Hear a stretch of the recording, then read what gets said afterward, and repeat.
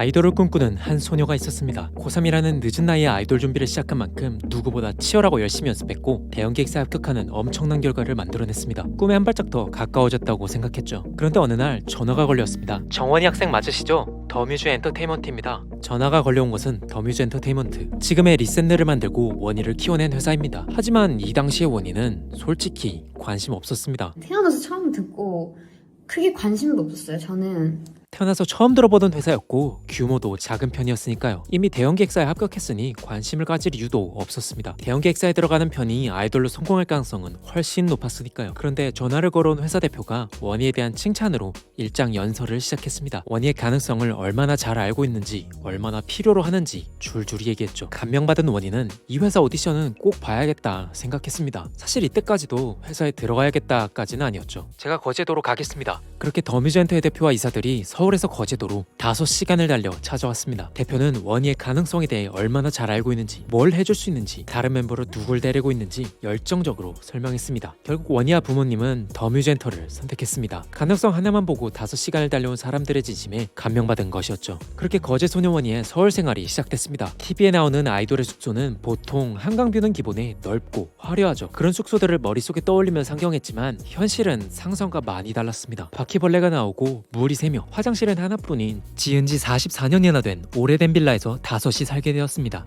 흙수저 그 자체였죠. 그래도 행복했습니다. 아이돌이 될 수만 있다면 숙소가 낡은 건 문제도 아니었죠. 그리고 무엇보다 모두가 함께였으니까요. 그렇게 힘든 연습생 시절을 견뎌 결국 데뷔에 성공했습니다. 고생은 다 끝났고 이제 꽃길이 펼쳐지나 했지만 사실 데뷔는 또 다른 고생길의 시작이었습니다. 데뷔만 하면 빛나는 무대에 서서 화려한 의상을 입고 수많은 팬들의 사랑을 받을 줄 알았지만 현실은 아니었습니다. 혹시 리센나 아시나요?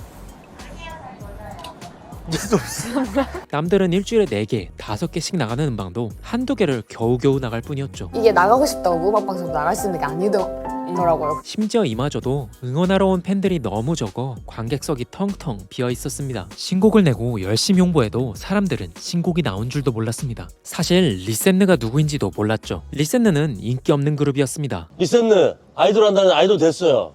됐어요? 네. 아, 리스는 모르세요?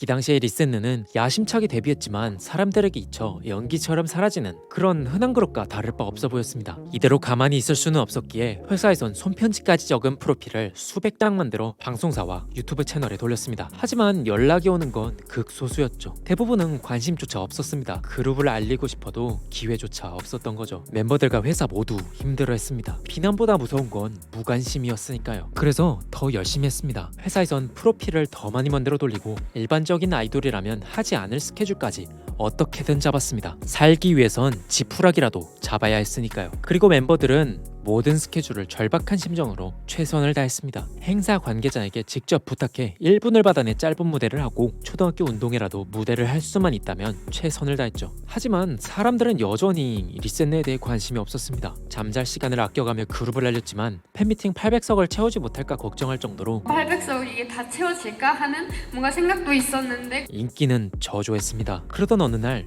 원희에게 엄청난 기회가 찾아옵니다. 물론 원희는 이것이 기회인 줄 몰랐지만요. 반갑습니다. 반갑습니다. 저는 주먹 인사 정도로. 아, 네. 한 중고차 플랫폼 업체에서 자사 홍보를 위한 유튜브 프로그램을 런칭했습니다. 개그맨 유영우와 이선민이 원희에게 운전을 가르쳐주는 컨셉트였죠. 원희는 운전을 배울 생각이 딱히 없었지만 섭외가 들어왔으니 배워야겠다 생각하고 촬영에 들어갔습니다. 열심히 촬영하긴 했지만 이 프로그램이 딱히 기회라는 생각은 하지 않았습니다. 평소 하던 것처럼 얼굴이라도 조금 알릴 수 있으면 좋겠다고 생각할 뿐이었죠. 사실 그 누구도 이것이 리센느 성공 신화의 시작점일 줄은 몰랐습니다. 그렇게 영상이 업로드되고 반응은 그저 그랬습니다. 재밌다는 사람들도 있었지만 조회수가 대박난 것도 아니고 댓글 반응이 폭발적이지도 않았죠. 익숙한 일이었습니다. 원희는 오랜 시간의 무관심에 익숙해져 가고 있었죠. 하지만 시간이 지나고 영상이 쌓이면서 점점 입소문이 나기 시작했습니다. 그리고 조회수가 빠르게 올라갔죠. 이런 경험은 처음이었습니다. 재밌다는 댓글들이 점점 많아지고 원희와 삼촌들의 케미가 좋다는 댓글들도 계속해서 늘어났습니다. 떡상의 조짐을 느낀 제작진은 원희의 고향인 거제로 가는 컨텐츠를 기획했고 결국 대박이 났습니다. 전혀 기대하지 않았던 나의 연수 아저씨가 대박 컨텐츠가 된 것이죠. 영상을 올리기만 하면 이제껏 본 적도 없는 속도로 조회수가 올라갔습니다. 수많은 사람들의 머릿속에 원희라는 존재가 각인되었죠. 하지만 리센느는 아직이었습니다.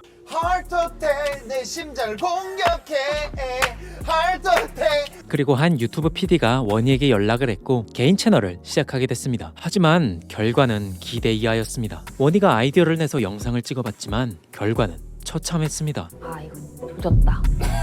혼자 하니까 이거 망했다. 조회수, 좋아요, 댓글 수까지 모든 지표가 안 좋았습니다. 대부분의 사람들은 아직까지 삼촌들에게 운전을 배우는 원희를 좋아했을 뿐 정원이라는 사람 자체를 좋아하는 단계는 아니었습니다. 물론 컨텐츠가 좀 난해하기도 했지만요. 힘들게 쌓아올린 인기가 연기처럼 사라질지도 모르는 일이었습니다. 반짝하고 인기를 얻었다가 사라진 연예인은 많았습니다. 원희도 그렇게 될 수 있었죠. 강력한 한 방이 필요한 순간이었습니다. 바로 그때 원희를 살릴 구원투수가 등판했습니다.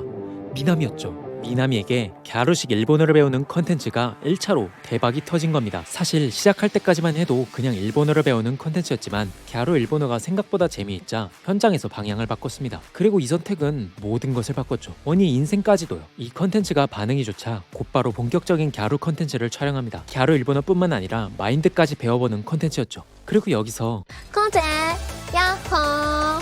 거제 야호. 이 한 문장이 세상을 강타했습니다. 그야말로 역전 홈런이었죠. 여기서 멈추지 않았습니다. 미나미가 다시 갸루 분장을 하고 나타나 갸루 라이브 메들리를 불렀죠. 이것도 당연하다는 듯이 대박이 터졌습니다. 100만, 200만, 300만 경험해본 적도 없고 상상도 해본 적 없는 숫자가 찍히기 시작했습니다. 나의 연수 아저씨도 대박이었지만 이번에는 아예 급이 달랐습니다. 대한민국 유튜브 역사에 기록될 정도의 전례 없는 떡상이었죠. 여기서 끝이 아닙니다. 이번엔 신라공주 제나가 나타나 원희와 사투리 토크를 했습니다. 거제 야호를 보고 모인 사람들은 뉴페이스인 제나의 매력과 두 소녀의 구수한 사투리 토크에 그야말로 열광했습니다. 다른 아이돌들이 일명 금수저 마케팅을 하며 누가 더 많이 가졌고 누가 더 잘났는지 비교를 하고 있을 때 원희와 제나는 누가 더 지방에서 왔는지 대결했습니다. 백화점 있나?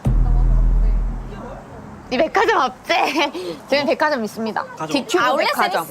사람들은 두 소녀에게 순식간에 친근감을 느끼고 빠져들게 되었죠. 아이돌은 원래 누구도 다 할 수 없는 우상 같은 존재이지만 리세누는 조금 달랐습니다. 마치 알고 지내던 친구가, 조카가, 지인의 딸이 아이돌이 된 것 같은 친근감을 느낄 수 있었죠. 원희의 그리고 리센의 떡상은 여기서 멈추지 않았습니다. 이미 전례 없는 속도의 떡상이었지만 마무리 홈런이 터집니다. 미나미와 머니가 함께 거제에 간 것이죠. 여기서 미나미는 파라파라 댄스라는 새로운 유행을 만들어내고 원희는 개찌렁이를 맨손으로 바늘을 깨고 바닷물에 입수하고 이거 저 덕연이 딸인데요. 우리 주변 어딘가에 있을 것 같은 소녀의 모습을 보여줬죠. 영화적이라고 극찬하는 사람도 있을 정도였습니다. 영상의 반응은 그야말로 폭발적이었습니다. 여기에 리브와 메이도 리트와 매트라는 케미로 새로운 매력을 보여주면서 대중들에게 존재를 확실히 각인시켰죠. 유튜브 구독자는 하늘을 뚫을 듯이 올라가고 PPL 요청이 쏟아졌습니다. 가만히 앉아서 댓글 읽기만 해도 300만 뷰가 나올 정도였죠. 그리고 여기서 역주행과 인기의 상징인 특별 음악 방송을 진행합니다. 엠넷이 특별 무대를 해달라는 초청을 보낸 것이었죠. 데뷔 초에는 프로필을 돌리고 전화와 메일을 수도 없이 보내야 가능했던 음악 방송이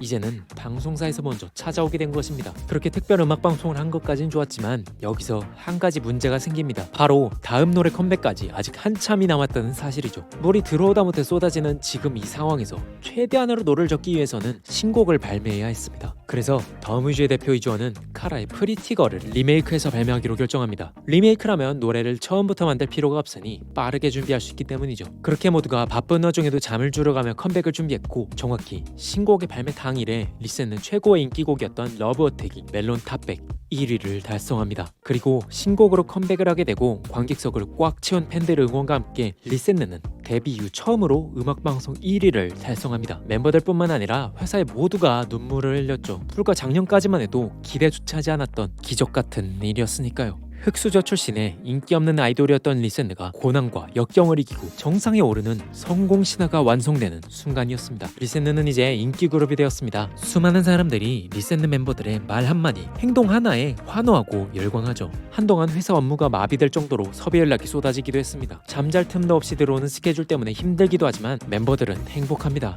마침내 꿈을 이뤘으니까요. 리센느의 위상은 많이 달라졌습니다. 당당히 인기 그룹이라고 말할 수 있을 정도죠. 하지만 한 가지 예전과 같은 게 있다면 응원하고 싶어질 정도로 열심히 한다는 것입니다. 리센느의 인기가 여기서 얼마나 더 높아질지 알 수는 없지만 한 가지 확실한 건 리센느가 어떤 길을 가건 팬들이 함께할 것이라는 사실입니다.